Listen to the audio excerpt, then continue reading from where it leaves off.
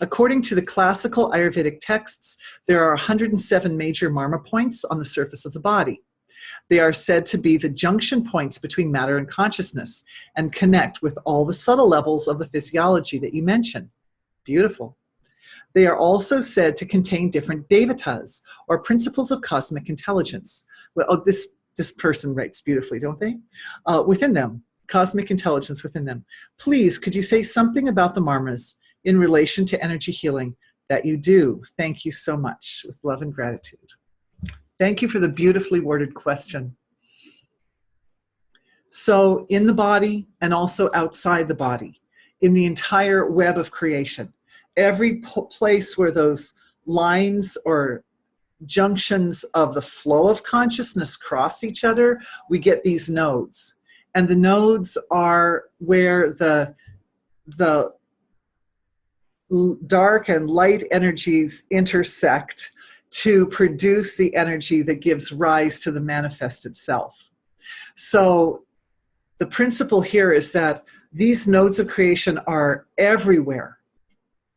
Everywhere. Eyes, ears, nose, everywhere. And as such, the principle is balance. And we can bring in with that, because of that wonderful question earlier, grounding as well. Balance and grounding, because there is a sense of security that comes from our connection to the earth. Nobody likes to fall down. That's not fun. So we need to keep that, the energy of being stable and solid and grounded is extremely similar to the feeling of being balanced, right? They're like almost two different ways of saying the same thing. So we're going to connect that right now. We're connecting through the earth chakras of the physiology, earth chakras 1 through 6. And we're making sure that and these are also would be marma points. Those chakras are marma points also. And what we're doing is I'm just checking for everyone that it's stable. The energy is very stable in those points of balance and grounding.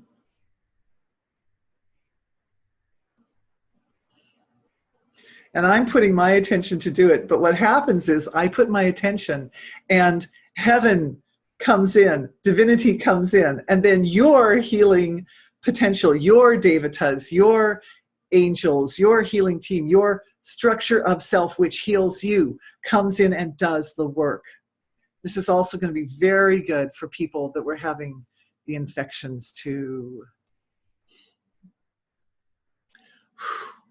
And I'm feeling a kind of releasing at the same time. There seems to be a releasing in those, a purification running through those earth chakras as well. And I'm looking for the flavor of what's releasing in those earth chakras so I can describe it to you.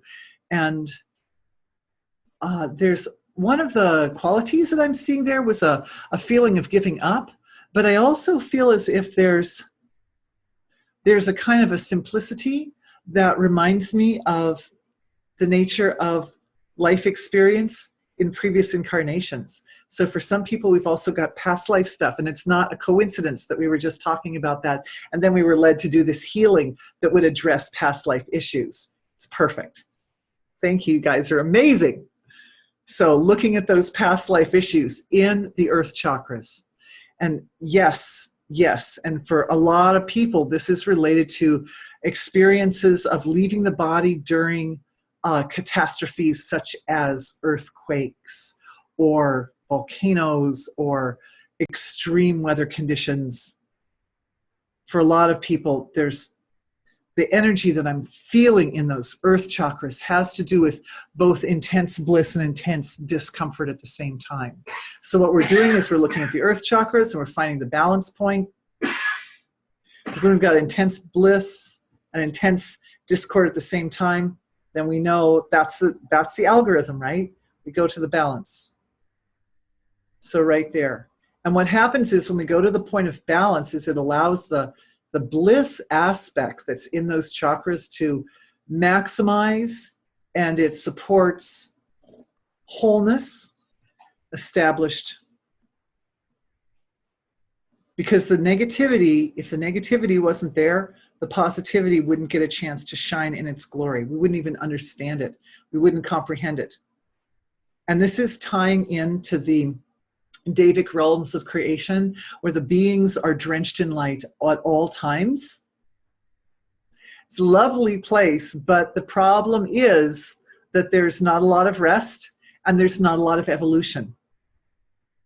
Interesting that in the realms of creation where we think of are residing the angels and the devas, and so there's so much bliss and there's so much outpouring of light that moving forward doesn't happen that much. The transformation value comes more in the human realm. So we're offering the blessings and the value of this transformation that we're undergoing right now, and that many of us are tied in very nicely and neatly with our past incarnations, have been going through these transformations. So we've got a big story, an overarching story of transformation is being offered like a gift, like a download for the divine beings. They've been giving us a lot of downloads, right? It's about time we gave them downloads. Our healing circle, you guys, we are powerful. This is what we're doing. We're supporting it. We're supporting the healing for the whole creation. Of course it makes sense. Of course it makes sense that as humans, we can't move on to the next higher levels and higher levels if the beings at those levels aren't also moving on to their higher levels. And so I'm feeling a beautiful wave of softness coming from the cosmic, the celestial realms of creation. Beautiful.